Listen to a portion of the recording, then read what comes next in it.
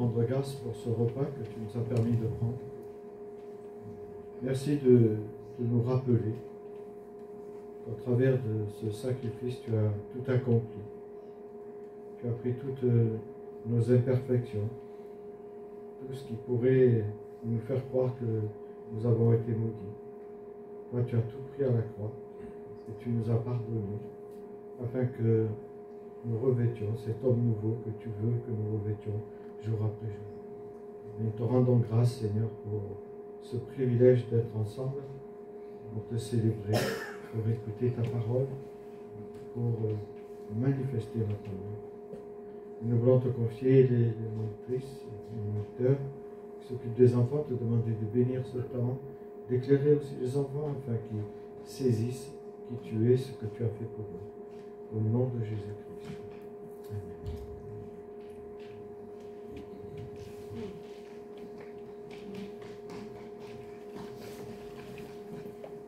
Dimanche après dimanche, on est toujours heureux de se retrouver pour justement adresser à notre Dieu notre reconnaissance à travers des chants, à travers des prières, à travers la lecture de sa parole. Et c'est un privilège que nous avons et nous devons bien mesurer ce privilège que beaucoup n'ont pas malheureusement dans beaucoup de pays. Si je vous disais quel est votre personnage biblique préféré de l'Ancien Testament? C'est une question, hein? Jésus. Tu n'entends pas là? Jésus. L'Ancien Testament. Jésus. Joseph. Allez-y, hein? Néhémie. Pardon? Daniel, bien sûr, c'est normal. Et quel est le récit, en fait, dans l'Écriture, dans l'Ancien Testament, qui vous a le plus marqué? Est-ce qu'il y a un récit qui vous a beaucoup marqué, qui vous revient à l'esprit, que vous ressassez, en fait? Non? Ésaïe 53. Ésaïe 53, qui nous rappelle le sacrifice de Christ, qui commence à 52, verset 47, normalement. Allez-y. Ruth. C'est bien, on a... Oui. Job. Voilà. Voilà. Et quel est le personnage qui vous a le plus interpellé? Un personnage qui vous a interpellé par sa vie, par ce qu'il a accompli. Joseph. Esther. Jérémie. Et bien ce matin, arrêtons-nous sur un personnage déroutant. Un personnage qui ne passe pas inaperçu parce qu'il a accompli plein d'espoir. Moi j'ai toujours aimé lire ce personnage parce qu'il y a beaucoup d'espoir. Sa consécration au ministère est unique, comme bien sûr tous ceux qui ont été choisis par Dieu. Pour commencer, déjà par sa naissance, elle est une naissance exceptionnelle, car comme les plus grands hommes de Dieu, un ange annonce sa conception miraculeuse et bien sûr consécration au ministère dès le sein maternel. Souvent perçu par de nombreux théologiens comme un personnage charnel, dépourvu de bon sens, uniquement préoccupé de sa satisfaction, de ses propres désirs. Plusieurs l'ont présenté comme un coureur de jupons. Et vous voyez quel est le personnage? Non? Oh, le pauvre. Un homme qu'on présente comme plein de vengeance, certains théologiens, en tout cas Tidman, qui n'est plus avec nous, qui est auprès du Seigneur, plein de vengeance, de péché, tourné justement vers son propre moi, sa satisfaction. Et certains disent qu'il ne répond pas du tout à son rôle de juge, qui est justement de sauver son peuple. Il revêt en fait, pour certains, les caractéristiques d'un anti-héros. Et donc on va lire ce fameux passage, chapitre 16, verset 4. J'ai pris parce qu'il m'a beaucoup interpellé, hein. Je n'ai pas de parti pris là-dessus. Plus tard, Samson tomba amoureux. Aïe, aïe, aïe. D'une femme nommée, j'arrive pas à lire, Dalila, et qui habitait la vallée de Sorek. Les princes des Philistins vinrent la trouver et lui dirent: séduis-le et tâche de découvrir d'où lui vient cette force extraordinaire et comment nous pourrons réussir à le ligoter pour le maîtriser. Chacun de nous te donnera 1100 pièces d'argent, ou 16 kilos, ou certains ont fait des décomptes, ça fait 1 million d'euros, c'est pas mal. Dalila demanda à Samson: dis-moi, je te prie, d'où te vient ta grande force et avec quoi il faudrait te lier pour te maîtriser. Samson lui répondit une première fois: si on me lie avec 7 cordes fraîches qui n'ont pas encore séché, je perdrai ma force et je deviendrai comme n'importe quel homme.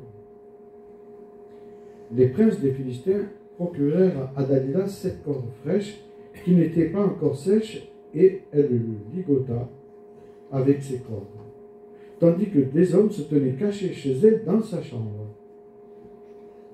Tout à coup, elle s'écria: Samson, les Philistins t'attaquent. Il rompit les cordes comme se rompt une mèche d'étau quand elle a pris feu. Ainsi, on ne découvrit pas le secret de sa force. Dalila dit à Samson: voici, tu t'es moqué de moi, tu m'as raconté des mensonges. Maintenant, dis-moi, je te prie, avec quoi l'on pourrait te lier. Samson, très joueur, répondit: si on m'attache fortement avec des cordes neuves qui n'ont jamais servi, je perdrai ma force et je deviendrai comme n'importe quel homme. Alors Dalila prit des cordes neuves dont elle le ligota, puis s'écria: Samson, Samson, les Philistins t'attaquent. Les hommes se tenaient de nouveau cachés dans sa chambre, mais il rompit les cordes comme un fil et les fit tomber dans ses bras. Dalila dit à Samson: jusqu'à présent, tu t'es moqué de moi, tu m'as raconté que des mensonges. Dis-moi enfin avec quoi il faudrait te lier. Il lui répondit: si tu tisses les 7 tresses de ma tête dans les chaînes d'un métier à tisser, et que tu les fixes au moyen d'une cheville, je perdrai toute ma force et je deviendrai comme n'importe quel homme. Alors elle l'endormit, tissa les 7 tresses de sa chevelure sur la chaîne de métier à tisser, les fixa avec la cheville, puis elle s'écria: Samson, les Philistins t'attaquent. Il se réveilla de son sommeil et arracha la cheville de métier avec la chaîne. Alors elle lui dit: mais comment peux-tu prétendre m'aimer alors que tu ne me fais pas confiance? Voilà 3 fois que tu t'es moqué de moi et que tu as refusé de m'indiquer d'où venait ta force extraordinaire. Et tous les jours, elle le harcelait par ses paroles et le poussait à bout avec une grande insistance. Excédé à mourir, il finit par lui révéler son secret. Jamais encore, lui dit-il, mes cheveux et ma barbe n'ont été coupés, car j'ai été consacré à Dieu dès le sein maternel. Si l'on me rasait la tête, ma force m'abandonnerait et je deviendrais comme n'importe quel homme. Dalila comprit qu'il lui avait révélé son secret.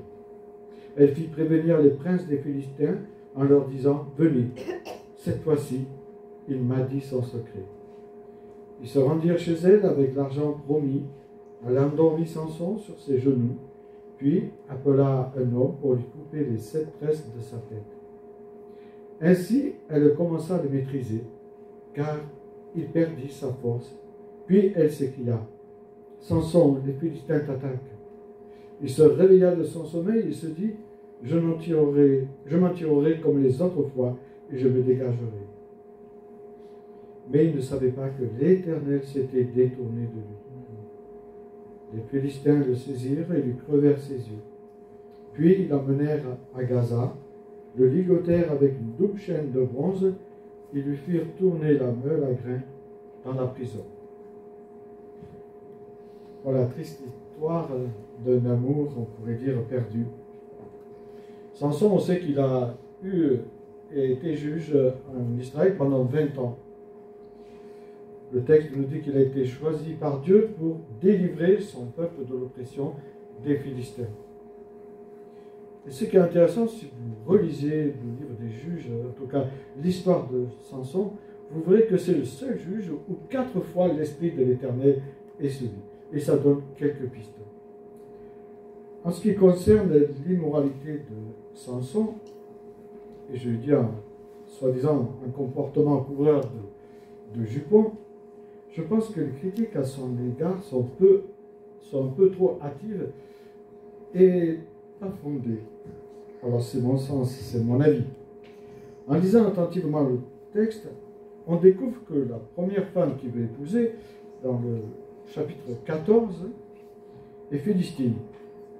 Qu'elle lui plaît. En fait, le terme grec, c'est qu'il pense que c'est une femme qui est morale, qui est convenable pour lui. Mais il n'est jamais question de dire qu'il est mât, alors que pour Dalila, le texte hébreu nous dit qu'il est mât. Et c'est complètement différent. Et qu'il consomma avant son mariage, en tout cas la première, on sait qu'il n'a pas consommé, et puis il est rentré dans une colère. Mais pas n'importe quelle colère, chaque fois il y a l'Esprit de l'Éternel qui est sur lui. Pour ma part, je crois que derrière son choix, Samson démontre que même la femme philistine, qui semble être la plus crédible aux yeux de son peuple, est indigne de confiance. Et là, on peut voir toute la symbolique dans laquelle l'auteur veut et désire nous faire entrer. Il choisit la plus droite pour montrer à son peuple que la meilleure personne parmi les Philistins n'est pas fiable. Et vous savez, c'était la période où justement Israël faisait des compromis avec les Philistins pour avoir une certaine paix. Donc, et puis il y avait des mariages. C'est bien elle, cette femme qui paraît d'une grande moralité, c'est bien elle, sa promise, qui dévoilera à ses compatriotes l'énigme de Samson. Samson est trahi. Et tout le livre des juges nous montre que Samson va être trahi régulièrement. Trahi parce qu'elle dévoile cette énigme qu'il avait donnée aux Philistins. De celui qui mange vient ce que l'on mange, et ce qui est doux est sorti de ce fort.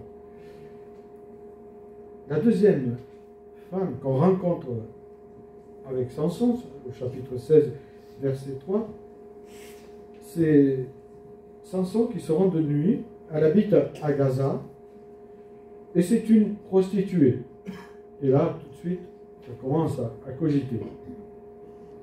Mais là, à mon sens, encore rien dans le texte ne souligne qu'il a consommé, même s'il est parti au milieu de la nuit.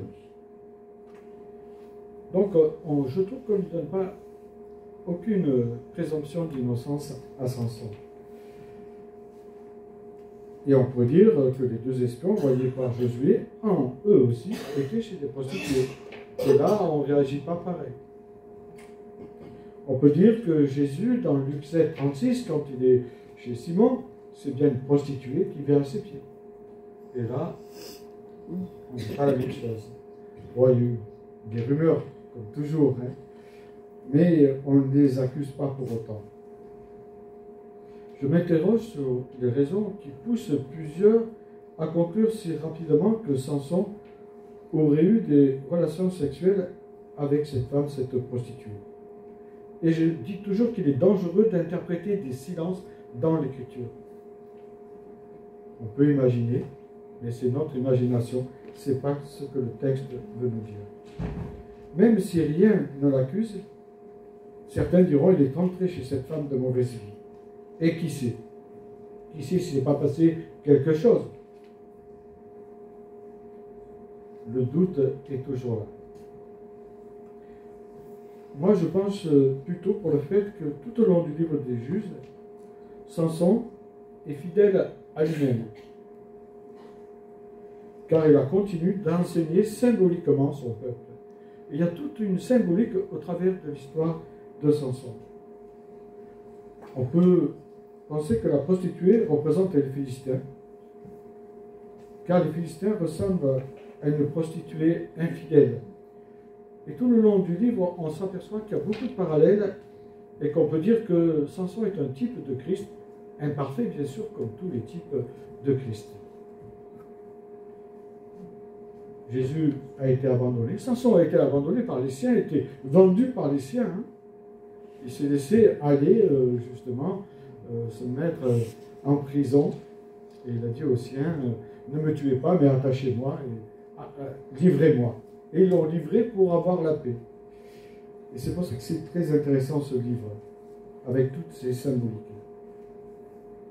Ainsi, une association ou des compromis avec les gens, Samson est en train de montrer qu'elle ne peut être que malheureuse et que Dieu peut leur donner la victoire. Il n'est-il pas écrit dans Hébreux 11, 32 que Samson est considéré comme un héros de la foi?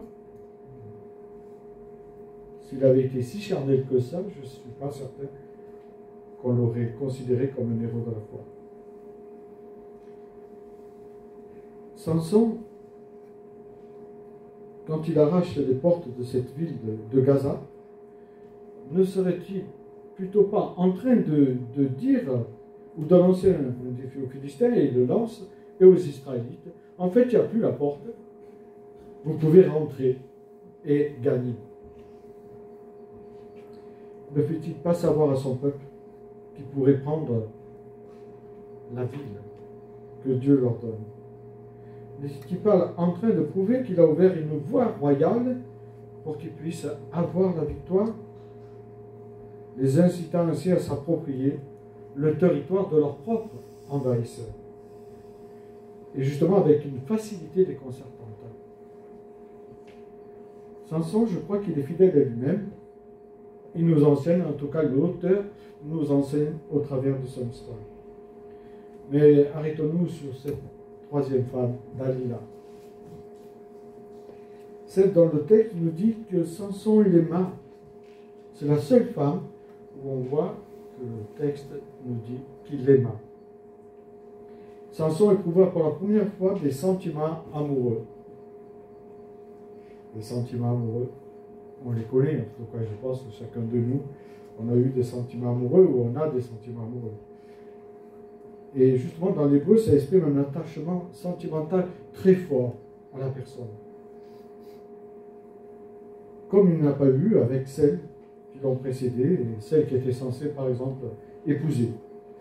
On pourrait dire que Dalila lui a tapé dans l'œil. Et quand une dame nous tape dans l'œil, vous saviez aussi bien que moi, l'amour rend...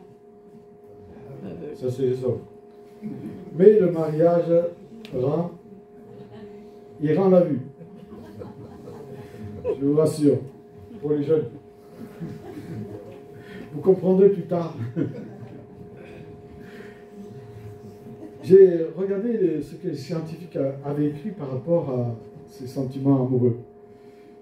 Ils disent que c'est une question d'hormones. C'est intéressant. Le cerveau des couples amoureux a été scruté grâce à l'IRM. C'est intéressant ça. Résultat des courses, la partie préfrontale abritant le raisonnement ne fonctionne pas dans les situations sentimentales. On peut comprendre pourquoi l'amour rend aveugle. Le cerveau des personnes amoureuses serait littéralement brouillé, rendu aveugle par la libération de la dopamine. Vous savez, cette dopamine nous rend justement prisonniers. Elle nous rend addicts. En tout cas, c'est l'une d'études conclues et menée par des chercheurs australiens. Alors, ils disent que l'état, justement, amoureux dure 18 mois, 2 ans, et puis après, il y en a qui sont amoureux toute leur vie. Ils ne voient jamais rien. Tant mieux pour eux. C'est bien. Il faut de tout. On est tous différents, c'est ça qui est chouette. Alors, je reviens sur le texte de Samson, parce que je me pose des questions quand même. Pourquoi on peut être aveuglé par quelqu'un avec qui on a des sentiments très forts. L'auteur mentionne plusieurs fois son nom, comme pour nous montrer l'importance qu'avait aux yeux de Samson cette femme. Et on voit qu'il y a comme une nécessité spirituelle que va vivre Samson. Nécessité spirituelle, on peut tous la vivre. Bien sûr, on est de nouveau, on marche avec Dieu, mais voilà, il arrive la tuile. Samson tombe amoureux. C'est la femme fatale. J'ai rien contre. C'est pour ça que j'ai choisi le texte de Samson. J'ai rien contre les dames. S'il y avait eu un homme, j'aurais fait pareil. Alors, c'est une femme fatale pour moi. À la fois très séduisante, mais aussi très manipulatrice. Elle va exploiter son charme, sa beauté, pour parvenir à ses fins. Et vous voyez comme elle sait pleurer, c'est extraordinaire. Elle est très forte, elle aurait pu jouer à la comédie française. C'est extraordinaire. Elle sait manipuler Samson, elle connaît son point faible. Elle va lui tirer les vers du nez. Et justement, Samson va avouer ce secret qu'il n'aurait jamais dû avouer, de sa force divine. Il a joué avec elle, alors on ne sait pas le temps que ça a pris, il a voulu jouer. Souvent, les femmes en perdent. Il faut être très prudent. Là encore, au verset 9 et 12, si vous avez remarqué dans la lecture, rien ne nous dit que Samson est consommé avec Dalila. Pourquoi je dis ça? Parce que des hommes, les soldats se tenaient cachés dans la chambre. Donc il n'est pas allé dans la chambre, hein, je ne pense pas. Ou alors, ouais, j'ai dit une bêtise, mais je me retiens. Voilà, cette femme est un avertissement pour Samson. Dieu serait-il en train de nous montrer la faiblesse de Samson? Seulement la faiblesse de Samson? Ou est-ce qu'il veut nous amener peut-être à réfléchir que... Est-ce qu'il ne serait pas plutôt en train de nous dire que nous aussi, on peut être séduit par une femme fatale ou un homme fatal? Je ne sais pas si ça existe, les hommes fatals. Mais bon, peut-être, ça se dit, si on dit fatal pour un homme. Celui qui devait dénoncer toute alliance imprudente se confie à celle qui veut le perdre. Et on se demande un peu, on se dit, il est un peu bêta quand même, hein, parce qu'une fois, 2 fois, 3 fois, ça commence à faire. Mais non, il va jusqu'à 4.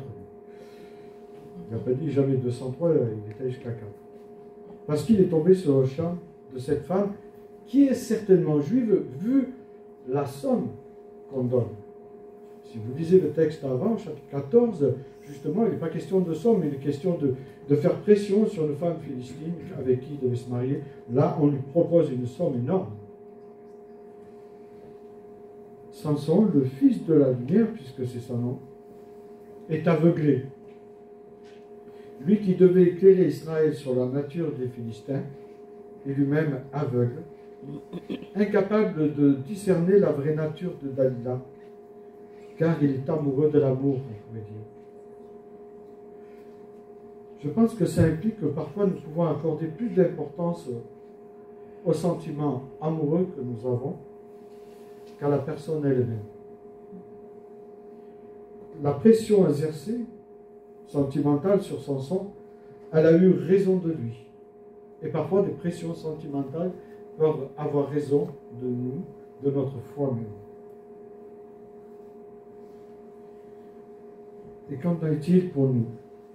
Parce que nous ne vivons pas parfois des pressions sentimentales auxquelles nous pouvons perdre des batailles comme lui ou nous y soumettre. L'apôtre Paul, quand il avertit l'église de Corinthe au chapitre 10, verset 12, il dit que celui qui est debout prenne garde de ne pas tomber. Nous aussi, en tant qu'enfants de Dieu, nous devons faire preuve d'une grande prudence, car trop souvent nos émotions influent nos choix, et même nos fréquentations, on pourrait dire, alors que nous ne devrions pas leur laisser ce pouvoir sur nous-mêmes. Nos sentiments proviennent pour la plupart du temps des désirs de notre chair Et Jésus va rappeler dans Matthieu 26, verset 41, que la chair est faible, même si l'esprit est bien disposé. C'est pour cela qu'il dit veiller et prier. Par conséquent, c'est donc rarement de bonnes décisions qui viennent de nos sentiments. Je ne dis pas qu'il ne faut pas avoir des sentiments et des émotions, bien au contraire. Mais il faut faire attention au pouvoir que nous donnons à nos émotions et à nos sentiments. Même si nous avons l'Esprit de Dieu, 1 Thessaloniciens nous dit justement examiner toutes choses pour savoir justement si c'est vos sentiments ou si c'est l'Esprit de Dieu qui vous parle. C'est pour cette raison qu'il est essentiel, à mon sens, de prendre du recul lorsqu'on est amoureux ou lorsque vous allez tomber amoureux. Attention, une personne qui exerce sur vous de la manipulation peut aussi bien vous influencer votre conduite que vos choix, sans que vous soyez réellement conscient. D'où l'importance d'avoir des frères et des sœurs autour de nous pour nous dire attention, sois prudent, etc. La proximité du péché est toujours dangereuse. Toujours dangereuse, et c'est un piège, et on le voit pour Samson. Il s'est approché petit à petit, et puis finalement, il a mordu à la moisson de Dalila. La chute de Samson a été due à sa tendance à laisser ses émotions influencer ses sentiments. Et il a perdu tout discernement. Dans sa relation avec Dalila, il ne voyait plus rien. C'est ce qui l'a rendu aveugle, mais pas seulement aveugle, puisqu'il est crédule quand même. Ce récit dans l'Ancien Testament était très révélateur pour chacun de nous, car il nous enseigne que nous aussi nous pouvons être séduits par un ange de lumière, nous dit l'apôtre Paul dans 2 Corinthiens. Comme Samson, nous pourrions nous autres prendre des décisions regrettables et avec des conséquences, parce que justement, on s'est laissé aveugler. Ces conséquences pourraient être pour nos vies présentes, mais aussi pour nos vies futures. La parole de Dieu déclare que le diable est un ennemi redoutable. Dieu est tout puissant, mais le diable est puissant. Et sans l'aide de Dieu, nous ne pouvons pas le combattre et avoir la victoire. Alors, Jésus nous dit, veillez et priez sur votre cœur afin de ne pas baisser votre garde face à un tel adversaire qui ne cherche qu'à vous séduire, qu'à vous aveugler. Ne laissons pas le diable prendre possession de notre personne. Ne relativisons pas la mise en garde que nous retrouvons régulièrement dans la parole de Dieu. Je vous invite à prier. Seigneur, notre Père éternel, merci pour tous ces hommes et ces femmes qui nous ont précédés dans l'Écriture et que tu dévoiles tels qu'ils sont, pour nous montrer que même si nous sommes remplis de ton esprit, parfois la chair prend le dessus. Et nous avons besoin vraiment d'être continuellement remplis par toi. Pour que justement, nous ne laissons pas place à des émotions qui ne viendraient pas de choses sincères et qui pourraient troubler le reste de notre existence. Donne-nous cette sagesse, ce discernement dont nous avons besoin pour vivre notre foi et pour marcher avec toi. Je te prie de renouveler chacun de nous ici présents et de permettre vraiment, Seigneur, que ta parole soit cette lampe à nos pieds, cette lumière sur nos sentiers, pour ne pas nous dévier à droite ni à gauche. Je te demande cela pour chacun de nous, dans le nom précieux du Sauveur et ressuscité, Jésus-Christ. Amen.